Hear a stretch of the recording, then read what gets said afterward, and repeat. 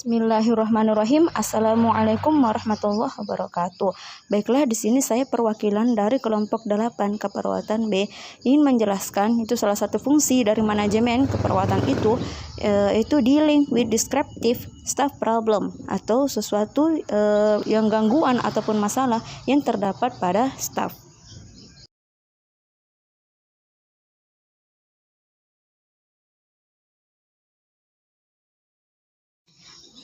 Untuk gangguan yang pertama pada suatu staf itu ada perilaku melecehkan. Perilaku melecehkan di sini ada bullying, kurangnya kesopanan, dan kekerasan lateral. Semuanya hal tersebut berkaitan. Bagaimana bullying? Bullying itu yang merupakan sesuatu yang disebut ketidaksopanan, pelecehan verbal, atau kekerasan vertikal atau horizontal. Semua perilaku tersebut adalah contoh bullying menurut Brom tahun 2008. Sementara yang kedua, kurangnya kesopanan. Kurangnya kesopanan kadang-kadang seperti contoh penindasan tidak begitu jelas. Kurangnya kesopanan adalah sebagai contoh perilaku yang tidak sopan, baik secara rude atau kasar, tidak sopan maupun secara tidak santun. Nah, yang ketiga, kekerasan secara lateral. Seorang manajer dia memiliki tugas untuk melindungi suatu staf atau anggota yang diintimidasi oleh orang lain.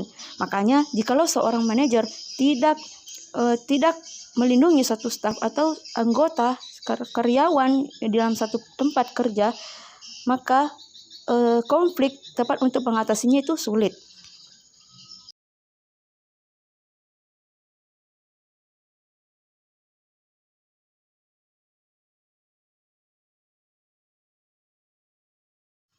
Nah, yang ketiga, karyawan dengan masalah penyalahgunaan zat. Karena penyalahgunaan zat semakin lazim di masyarakat, penyalahgunaan zat tidak hanya merugikan perawat yang mengalami gangguan, tetapi juga membahayakan untuk perawatan pasien. Nah, jika seorang manajer menemukan tanda atau gejala pada seorang karyawan atau menyadari perubahan unit yang telah dijelaskan, penyelidikan lebih lanjut diperlukan dan administrasi harus diinfokan.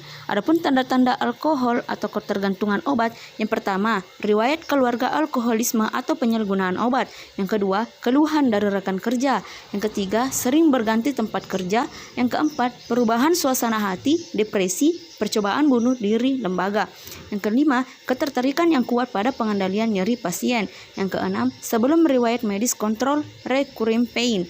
Yang ketujuh, sering perjalanan ke kamar. Yang kedelapan, meningkatkan isolasi. Kesembilan, kesulitan dalam memenuhi jadwal atau deadline masalah.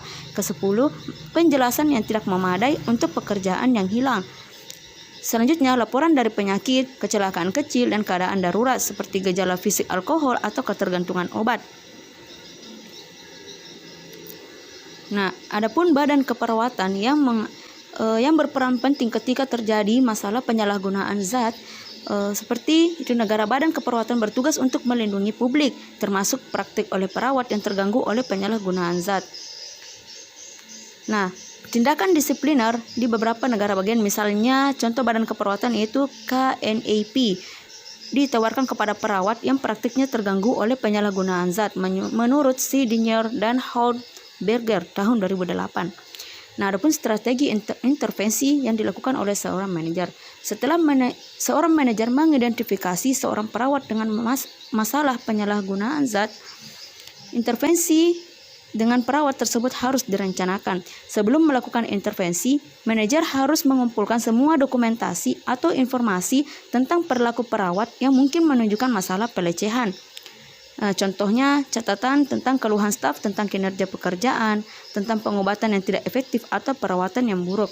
Selanjutnya, seorang manajer harus mengidentifikasi sumber daya yang sesuai untuk membantu perawat. Contohnya, sumber daya internal seperti EAP, itu konselor program bantuan karyawan. Jika rumah sakit memiliki satu atau perawat lain yang pulih dari ketergantungan alkohol atau obat yang telah menawarkan bantuan. Nah, tujuan dari intervensi ini ialah membawa perawat ke tempat yang untuk mengevaluasi kemungkinan terjadi masalah. Pusat perawatan atau terapis yang berspesialisasi dalam penyalahgunaan zat disarankan untuk melakukan evaluasi. Selanjutnya, yang ketiga ialah masuk. Dalam artian, seorang karyawan yang kembali ke tempat bekerja harus melakukan pemulihan jikalau sudah diakomodasi sebelumnya, bahwasanya penyalahgunaan zat telah dilakukan perencanaan sebelumnya, telah dilakukan tindak lanjut, maka harus dilakukan masa pemulihan, kembali bekerja, dan memperhatikan bahwasanya penyalahgunaan zat itu seperti ini.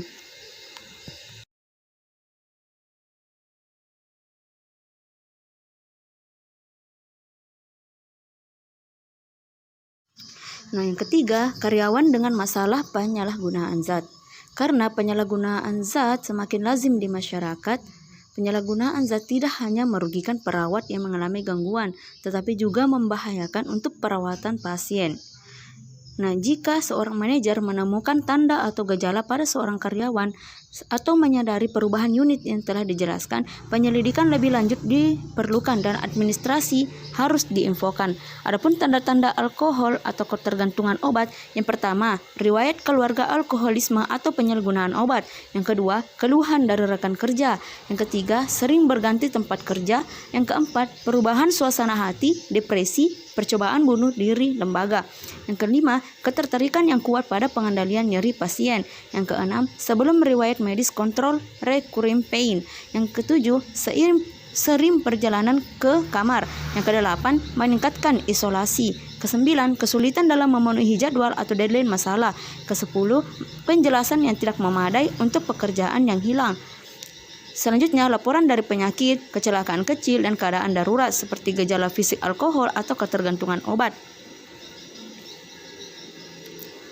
Nah, adapun badan keperawatan yang berperan penting ketika terjadi masalah penyalahgunaan zat, seperti itu, negara badan keperawatan bertugas untuk melindungi publik, termasuk praktik oleh perawat yang terganggu oleh penyalahgunaan zat. Nah, tindakan disipliner di beberapa negara bagian, misalnya contoh badan keperawatan yaitu KNAP, ditawarkan kepada perawat yang praktiknya terganggu oleh penyalahgunaan zat menurut Sidinier dan Hautberger tahun 2008. Nah, adapun strategi intervensi yang dilakukan oleh seorang manajer.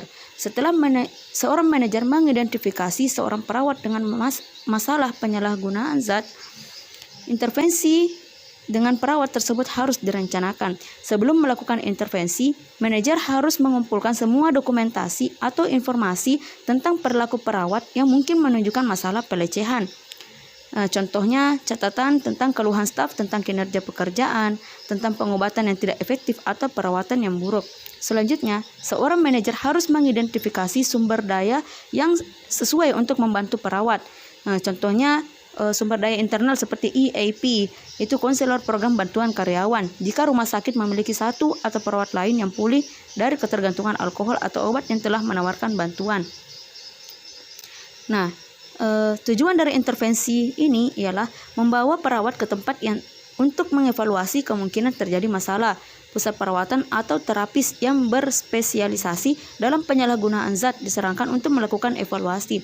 Selanjutnya, yang ketiga ialah masuk. Dalam artian, seorang karyawan yang kembali ke tempat bekerja harus melakukan pemulihan jikalau sudah diakomodasi sebelumnya, bahwasanya penyalahgunaan zat telah dilakukan perencanaan sebelumnya, telah dilakukan tindak lanjut, maka harus dilakukan masa pemulihan, kembali bekerja, dan memperhatikan bahwasanya penyalahgunaan zat itu seperti ini.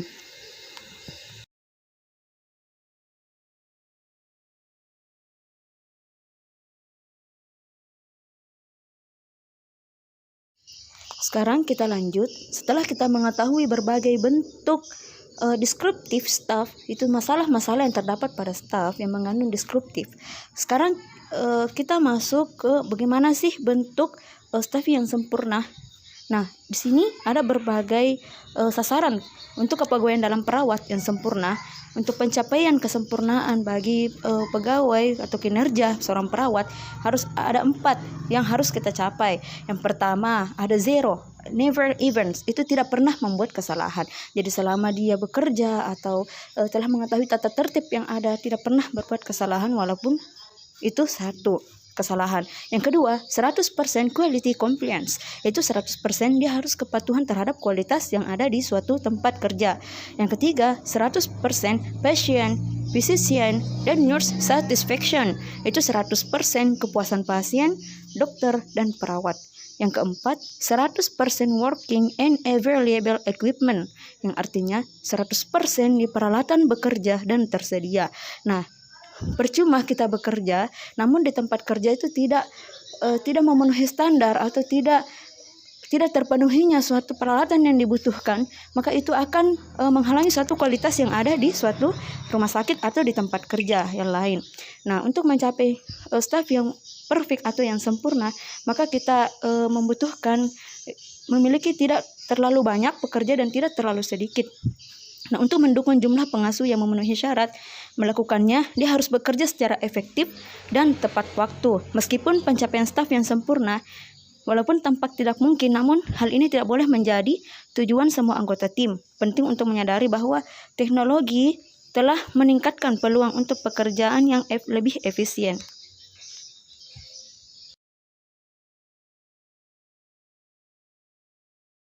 Adapun studi kasus yang kami angkat di sini ialah salah satu bentuk pelecehan atau kekerasan yang terdapat di rumah sakit, di mana seorang manajer perawat itu Jenny Marshall di rumah sakit umum Bedahutin Veteran.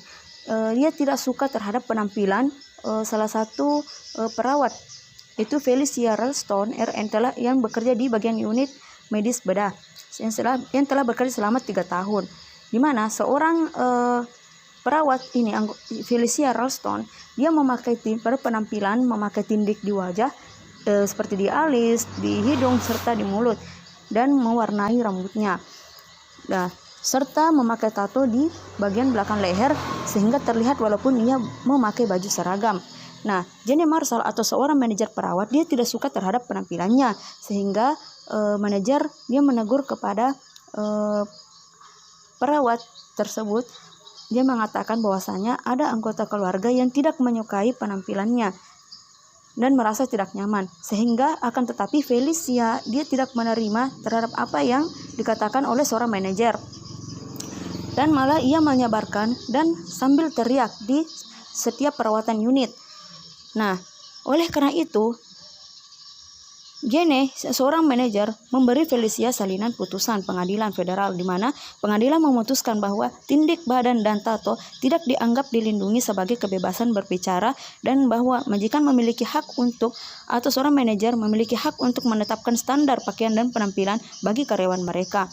Jenny memberitahu Felicia bahwa tidak hanya perilakunya yang tidak pantas dan tidak profesional, tetapi karena itu membuat staf dan pasien tidak nyaman. Hal itu dapat dianggap pelecehan atau kekerasan di tempat kerja. Jenny menekankan kepada Felicia bahwa dia harus berbicara langsung dengannya mengenai masalah kinerja atau masalah apapun dan tidak melibatkan staf atau pasien dalam situasi tersebut. Jika Felicia tidak memenuhi standar ini dalam 10 hari kerja, dia akan diberhentikan di posisinya.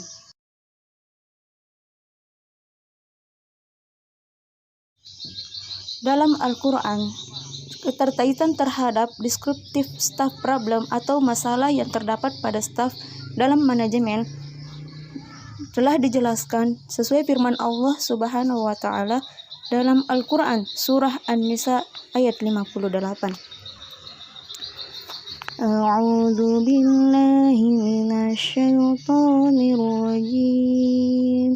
Bismillahirrahmanirrahim. Innallaha ya'murukum an tu'addul amanati ila ahliha wa idza hakamtum bainan nasi an tahkumu bil 'adl. Innallaha ni'ma ya'idukum bih. Innallaha kana sami'an basira. Yang artinya, sesungguhnya Allah menyuruh kamu menyampaikan amanat kepada yang berhak menerimanya, dan menyuruh kamu apabila menetapkan hukum di antara manusia supaya kamu menetapkan dengan adil. Sesungguhnya Allah memberi pengajaran yang sebaik-baiknya kepadamu. Sesungguhnya Allah adalah Maha mendengar lagi Maha melihat. Dari ayat tersebut dapat kita pahami bahwa Allah Subhanahu wa taala menyuruh hambanya untuk menyampaikan amanat kepada yang berhak menerimanya, karena sikap amanah akan memberikan dampak positif bagi diri perilaku. Apalaku, lembaga atau perusahaan, masyarakat bahkan negara. Sebaiknya sikap tidak amanah akan berdampak buruk akibatnya. Bagi pribadi, sikap tidak amanah membuat harta yang diperolehnya menjadi tidak berkah. Bagi lembaga atau perusahaan, sikap tidak amanah akan menimbulkan kerugian dan tidak efisiensi. Jika hal ini terus berlangsung, bukan tidak mungkin lembaga atau perusahaan tersebut berakhir bangkrut. Mungkin cukup sekian dapat saya sampaikan. Lebih dan kurangnya mohon dimaafkan. Wabillahi taufiq warahmah. Summa assalamualaikum warahmatullahi wabarakatuh.